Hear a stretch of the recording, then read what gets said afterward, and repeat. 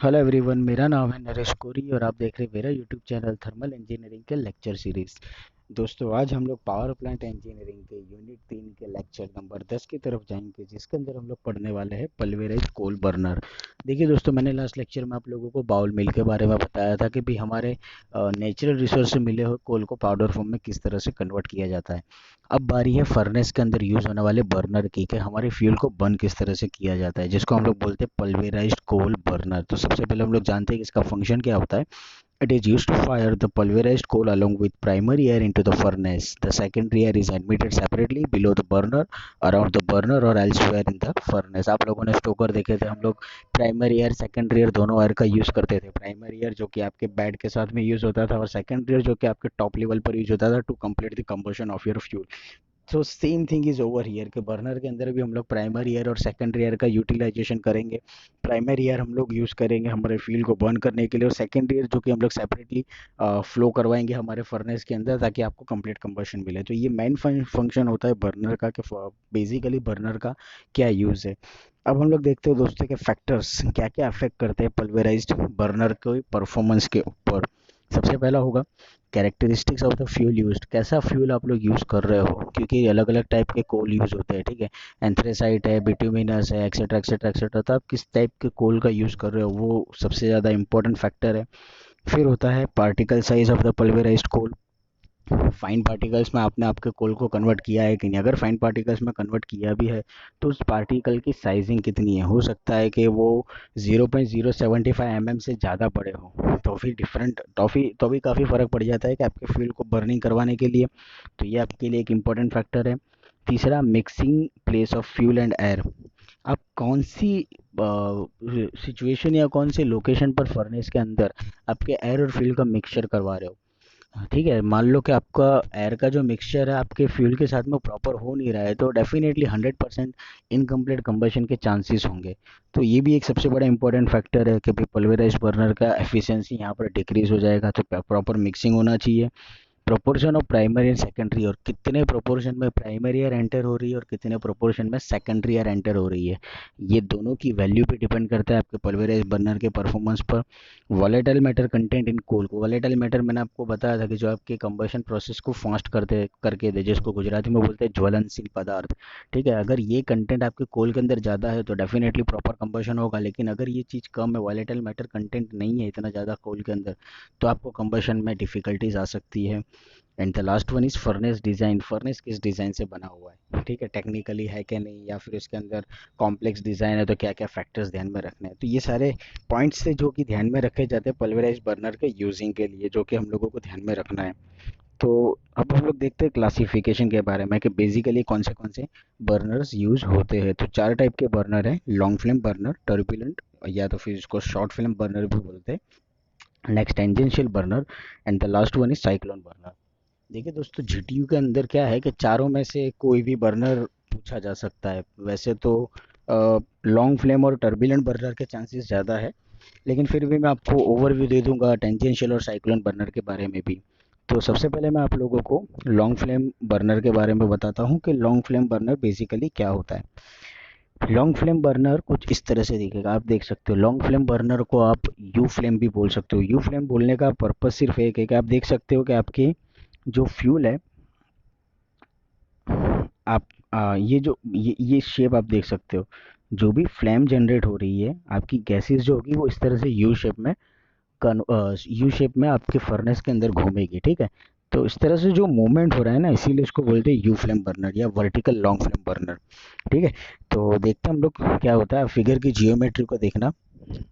From this side we will enter our primary air, and from this slots we will enter our secondary air. यहाँ से हम tertiary air भी transfer करवा सकते हैं, tertiary यानी तीसरी एयर। ठीक है, प्राइमरी सेकेंडरी के बाद में अगर और एयर की रिक्वायरमेंट है तो हम इस पोर्ट से टर्सरी एयर को भी ट्रांसफ़र करवा सकते हैं। ये बॉटम पोर्शन जो है, बॉटम पोर्शन यहाँ पर, ये वाला पोर्शन यहाँ पर आपकी होगी ऐश। ठीक है, मॉल्टन ऐश। ये फ्यूल का कंबशन के बाद में जो भी ऐश जनरेट हो रही है वो हम लोग वहाँ से कलेक्ट करके बाहर निकाल सकते हैं। ये छोटा सा एक डायग्राम दिया गया है आपके लॉन्ग फ्लेम बर्नर का, कि बर्नर के अंदर कुछ फ्लेम इस तरह से जनरेट होगी। मैं इसका डिस्क्रिप्शन आपको समझा दूँ। Pulverised coal and primary air is supply to combustion chamber. यहाँ पर आपका कंबशन चैम्बर है, तो प्राइमरी एयर और फ्यूल हम उन दोनों चीज़ को यहाँ से एंटर करवाएंगे फ्रॉम दिस वे। ठीक है, यहाँ से हम लोग एंटर करवाएंगे दोनों चीज़ को, प्राइमरी एयर और आपके फ्यूल को। Tertiary air is supplied around the burner to form an envelope around the primary air and fuel to provide better mixing। इसको ध्यान से समझना। It is used to form an envelope। envelope आप लोगों को envelope का meaning पता होगा। envelope का मतलब ये होता है कि जिसके अंदर हम लोग चिट्ठी वगैरह भेजते हैं। क्यों उसको चिट्ठी एनवेलप के अंदर भेजने का मतलब ये होता था कि भाई हमारा जो भी लिखा हुआ कागज़ है वो सेफली आपके रिक्वायर्ड डेस्टिनेशन तक पहुंच जाए। The same thing is over here कि हम लोग जो टर्सरी एयर सप्लाई कर रहे हैं आपके फर्नेस के अंदर, ये टर्सरी एयर आप लोगों की प्राइमरी एयर और कोल के ऊपर एक लेयर जनरेट करेगा जो कि आप लोगों को प्रॉपर मिक्सिंग देगा एयर फ्यूल का।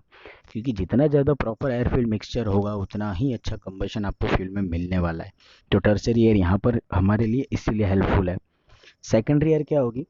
The hot secondary air is introduced at right angle to flame which provides necessary mixing for rapid combustion।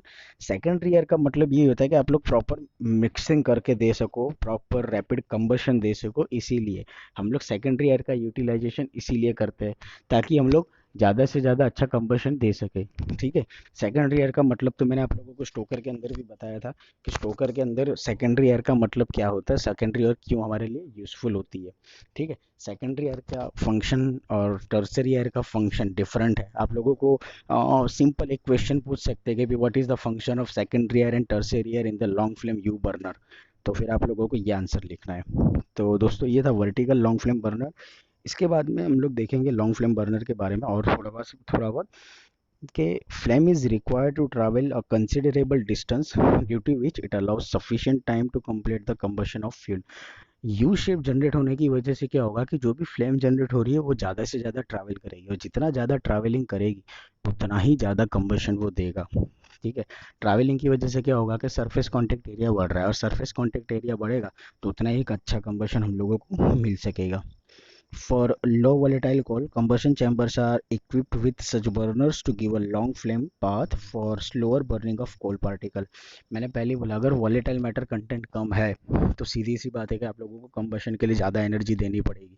तो ऐसे केसेस में क्या होता है, ऐसे केसेस के अंदर हम लोग ये करते हैं कि हम लोग हमारे फ्यूल के अंदर जितना हो सके उतना ज़्यादा से ज़्यादा लंबा पाथ रख देते हैं, क्योंकि लंबा पाथ रखने की वजह से क्या होगा कि सरफेस कांटेक्ट एरिया बढ़ेगा, टाइमिंग बढ़ेगा, और जितना ज़्यादा टाइमिंग बढ़ेगा उतना ही प्रॉपर कंबशन हम लोग दे सकते हैं। The longer path provides more time to burn. मैंने जैसे कि अभी बोला जितना ज़्यादा पाथ होगा उतना ही सरफेस कांटेक्ट एरिया बढ़ेगा और ज़्यादा ही टाइम जाएगा, तो सीधी सी बात है प्रॉपर कंबशन मिलेगा। And it is required to control the velocity in this zone. बस इसकी वेलोसिटी हम लोगों को कंट्रोल करके चलना है। तो दोस्तों ये था long flame burner. Long flame burner के बाद हम लोग शॉर्ट फ्लेम बर्नर की तरफ जाएंगे जिसको टर्बुलेंट बोलते हैं। आप देख सकते हो ये है आप लोगों का शॉर्ट फ्लेम या टर्बुलेंट बर्नर। देखिए आप लोगों को दिख रहा होगा टॉप साइड में coal and primary air both will be enter together into the system. Second year हम लोग नीचे की तरफ से ट्रांसफर करेंगे, और फर्नेस में जो भी आप लोगों की फ्लेम जनरेट होगी वो शॉर्ट फॉर्म में, वो शॉर्टली हम लोग हमारे फर्नेस के ओवर हियर ये आप लोग देख सकते हैं यहाँ से ट्रांसफ़र करेंगे। ठीक है, तो ये शॉर्ट फ्लेम बर्नर था, ये इतना ज़्यादा आता नहीं है पर फिर भी मैं आप लोगों को समझा दूँ। Turbulent burner can fire horizontally and at some inclination by adjustment. ये चीज़ मैं आप लोगों को प्रैक्टिकली दिखाऊंगा, एक वीडियो में आप लोगों के साथ शेयर करता हूँ, आप लोगों को समझ में आएगा वीडियो के बेस पर। ये यूट्यूब का वीडियो है, एनिमेशन वीडियो है। इस लाइन को देखो, we can fire horizontally and at some inclination by adjustment. मतलब बर्नर को आप एडजस्ट कर सकते हो 0 डिग्री टू एटलीस्ट 90 डिग्री तक का एडजस्टमेंट हम लोग दे सकते हैं हमारे बर्नर के अंदर। मैं आप लोगों को वीडियो बताता हूँ, इस वीडियो से आपको जल्दी पता चलेगा। सॉरी,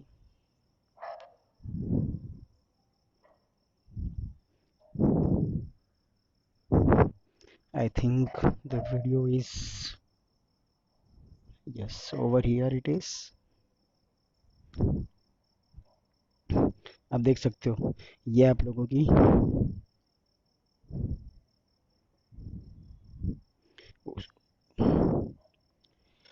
कोल पावर प्लांट, ये जो लेयर है ना ये है इस चीज़ को हम लोग एडजस्ट कर सकते हैं हमारे बर्नर्स एडजस्टमेंट, इसको हम लोग ऊपर नीचे कर सकते हैं। ये एक एग्जांपल दिया है बैबकॉक विलकॉक्स बॉयलर का, आप लोग देख सकते हो इंक्लाइन ट्यूब है, ये आप लोगों का स्टोरेज टैंक है ओवर हियर, ठीक है। और ये जो फर्नर, ये जो कर्सर घूम रहा है ना, ये आप लोगों के बर्नर्स है। इस बर्नर्स को एडजस्ट किया जाता है, हम लोग इसको एडजस्ट कर सकते हैं। अगर आप लोगों को फ्लेम लंबी ट्रैवल करनी है, दूर ट्रैवल करनी है, तो इसको ऊपर की तरफ ले जाओ, नीचे की तरफ ले जानी तो नीचे ले जाओ, सेंटर ले जाना तो सेंटर भी ले जा सकते हैं। ये एक जनरल लेआउट दिया हुआ है, एनिमेशन वीडियो है आप लोगों के शॉर्ट फ्लेम बर्नर का, आप देख सकते हो। यू कैन सी मूवमेंट बताएंगे, नहीं सिर्फ वर्किंग दिया है, लेकिन मैं आपको इस डायग्राम के बेस पर इतना बता सकता हूँ कि जो 3 लेयर आप लोग देख रहे हो, ठीक है, ये 1 2 3, इसको हम लोग एडजस्ट कर सकते हैं 0 डिग्री टू 90 डिग्री तक।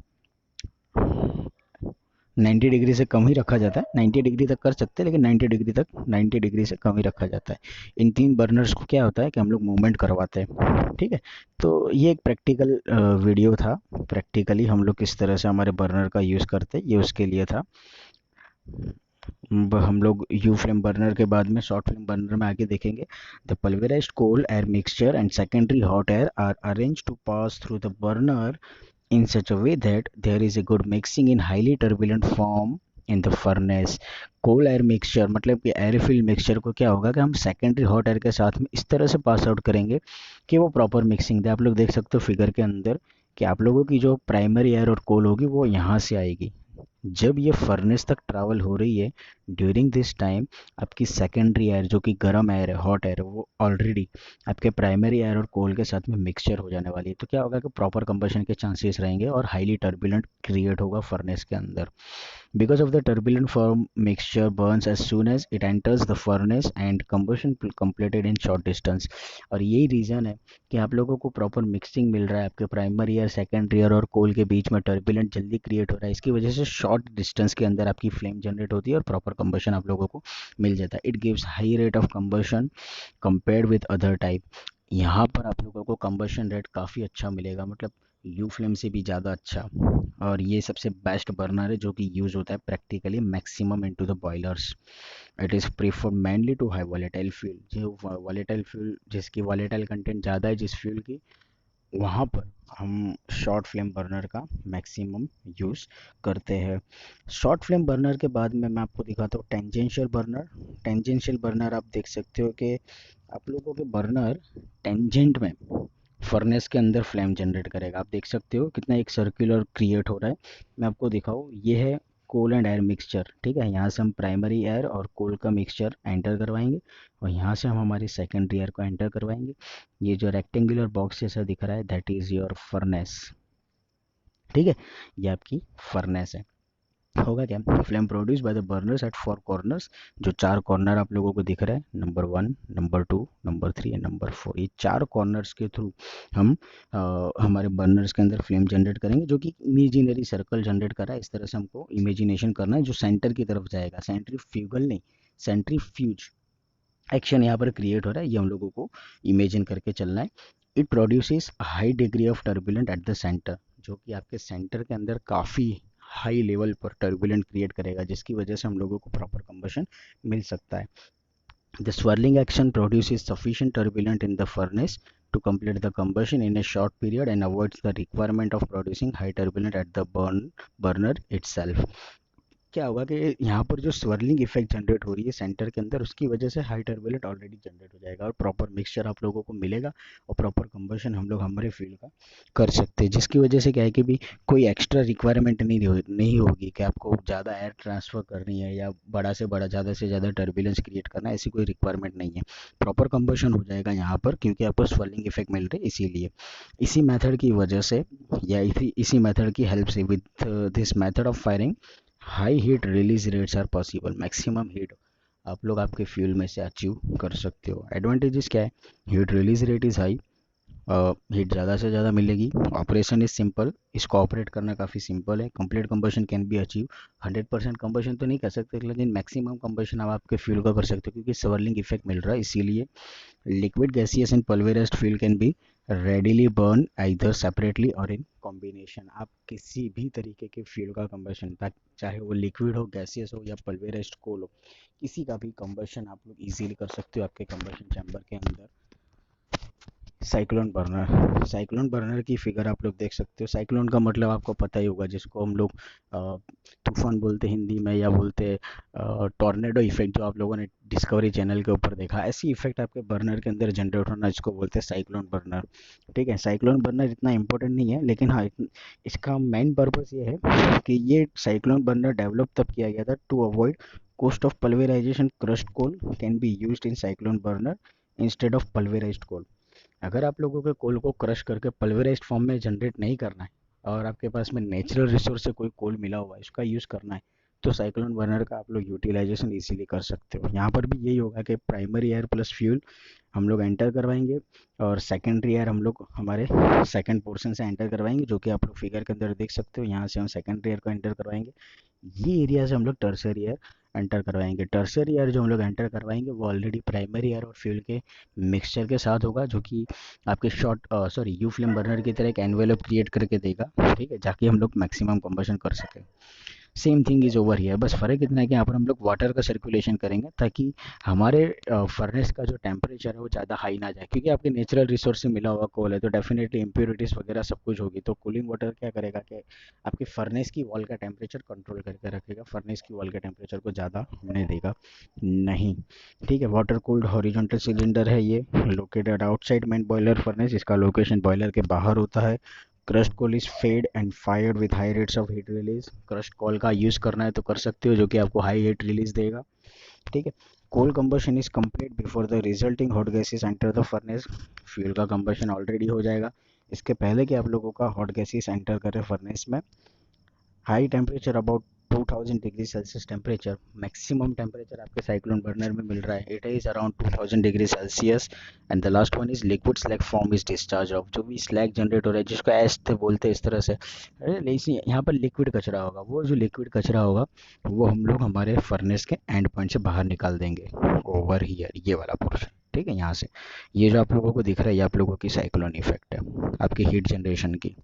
ठीक है, एडवांटेजेस क्या है? Crush coal is use, so no pulverising equipment is required. Crush करके आप पाउडर फॉर्म कन्वर्ट करने की जरूरत नहीं। पल्वेराइज का मतलब ये है कि हम लोग कोल को पाउडर फॉर्म में कन्वर्ट कर रहे हैं, यहाँ पर पाउडर फॉर्म में कन्वर्ट करने की जरूरत नहीं है। पल्वेराइज किया, क्रश किया, और हम लोग इसका डायरेक्ट यूज कर सकते हैं।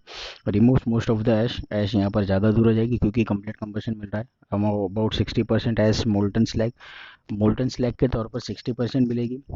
खाली 40% जो होगी वो ऐश होगी, जो कि फ्लू गैसेस के साथ में आप लोगों की बाहर जाएगी। और हो सकता है कि 80% of ash goes with the flue gases. ठीक है, ये मैक्सिमम अमाउंट है।